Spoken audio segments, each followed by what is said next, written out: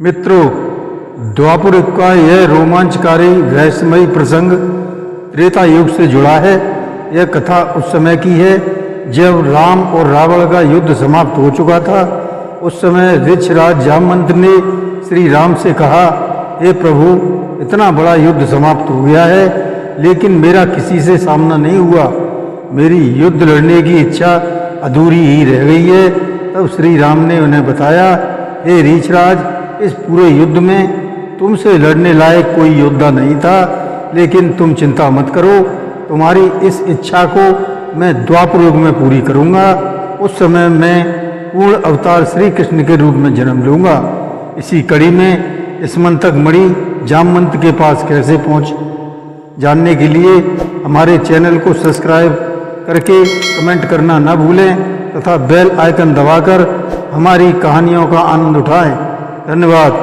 नमस्कार, मैं Ranbir Singh lotus entertainment में आपका हार्दिक स्वागत करता हूं। मित्रों, सत्यजित भगवान सूर्य का बड़ा भक्त था। उन्होंने उसकी भक्ति से प्रसन्न होकर उसे स्मंतक मणि प्रदान की। यह मणि प्रतिदिन 8 बार सोना दिया करती थी। एक बार भगवान श्री कृष्ण ने प्रसंगवश कहा, सत्यजित, तुम इतनी बड़ी मणि राजा उग्रसेन को दे दो, परंतु वह इतना लोभी था कि उसने भगवान की आज्ञा का उल्लंघन होगा इसका कुछ भी विचार न करके उसे अस्वीकार कर दिया। एक दिन सत्यजित का भाई प्रसेन उस मणि को गले में धारण कर घोड़े पर सवार होकर शिकार खेलने वन में चला गया। वहाँ एक शेर ने प्रसेन को उसके घोड़े सहित मार डाला और मणि को लेकर पर्वत की गुफा में प्रवेश करने ही वाला था कि ऋक्षराज जामवंत ने उसे मारकर वह मणि लेकर अपने बच्चों को खेलने के लिए दे दी।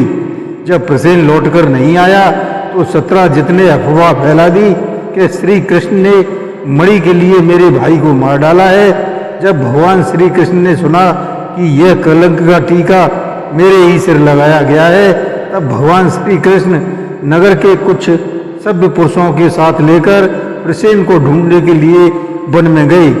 वहां खोजते खोजते लोगों ने देखा कि घोर जंगल में सिंह ने प्रसेन और उसके घोड़े को मार डाला है। जब वे लोग सिंह के पैरों के चिन्ह देखते हुए आगे बढ़े, तब उन लोगों ने यह भी देखा कि एक रीछ ने पर्वत पर शेर को भी मार डाला है। तब भगवान श्री कृष्ण ने सब लोगों को भारी बैठाकर स्वयं गुफा में प्रवेश किया, जहाँ पर श्री कृष्ण और रीछ जामवंत के बीच 28 दिन तक युद्ध होता रहा। अंत में जामवंत ने हाथ जोड़कर कहा, प्रभु, मैंने आपको पहचान लिया है। श्री कृष्ण के रूप में आप भगवान श्री राम हैं। अंत में जामवंत ने अपनी पुत्री जामवंती का भगवान श्री कृष्ण के साथ विवाह कर दिया और साथ में मणि भी दहेज के रूप में दे दी। द्वारकापुरी जाकर सत्यजित को राज्यसभा में बुलाकर उसे मणि दे दी गई। सत्यजित ने भी अपनी कन्या सत्यभामा और वह स्मंतक मणि दोनों ही श्री कृष्ण को दे दी। भगवान श्री कृष्ण ने सत्यजित से कहा, हम इस स्मंतक मणि को नहीं लेंगे। आप सूर्य भगवान के भक्त हैं, इसलिए यह मणि आपके पास ही रहनी चाहिए। हम तो केवल उसके फल अर्थात उससे निकलने वाले स्वर्ण के अधिकारी हैं। वह स्वर्ण ही आप हमको दे दिया करें।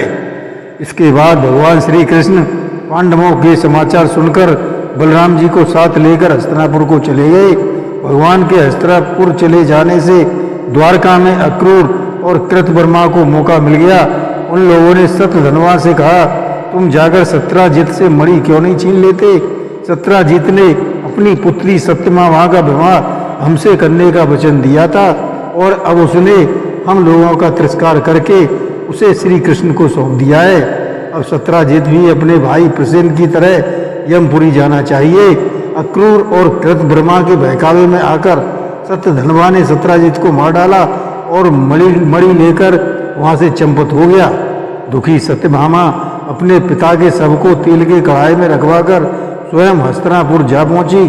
उन्होंने रो रो कर भगवान श्री कृष्ण को अपने पिता की हत्या का वृतांत सुनाया। यद्यपि भगवान श्री कृष्ण इन बातों को पहले से ही जानते थे, इसके बाद भी श्री कृष्ण सत्यभामा और बलराम जी के साथ हस्तिनापुर से द्वारका लौट आए और सत्यधनवा को मारने तथा उससे मणि प्राप्त करने के लिए विचार करने लगे। तभी जानकारी मिलने पर सतधनवा मणि को अक्रूर जी के पास रखकर 400 कोस लगातार चलने वाले घोड़े पर सवार होकर वहां से बड़ी फुर्ती से भागा। भगवान श्री कृष्ण और बलराम रथ पर सवार होकर सतधनवा का पीछा करने लगे। मिथिलापुरी के निकट एक उपवन में सतधनवा का घोड़ा ठोकर खाकर गिर पड़ा, जिससे वह घोड़े को छोड़कर पैदल ही भागने लगा। तब भगवान श्री कृष्ण ने भी पैदल ही दौड़कर अपने चक्र से उसका सिर उतार लिया और उसके वस्त्रों में मणि को ढूंढने लगे। परंतु जब मणि नहीं मिली तब भगवान श्री कृष्ण ने बलराम जी से कहा, इसके पास मणि नहीं है। ऐसा लगता है कि सतधनवा ने मणि को किसी और के पास रख दिया है। अब तुम द्वारका जाकर उसका पता लगाओ। भगवान श्री कृष्ण ने अक्रूर जी से कहा, चाचा जी, आप दान धर्म के पालक हैं। हमें यह बात पहले ही से मालूम है कि सतधनवा आपके पास स्मंतक मणि छोड़ गया है, जो बड़ी ही प्रकाशमान और स्वर्ण देने वाली है। आप वह मणि दिखाकर जामवंती का संदेह दूर कर दीजिए। हमें पता है कि उसी मणि के प्रताप से आजकल आप लगातार ऐसे यज्ञ करते रहते हैं जिनमें सोने की वेदियां बनती हैं।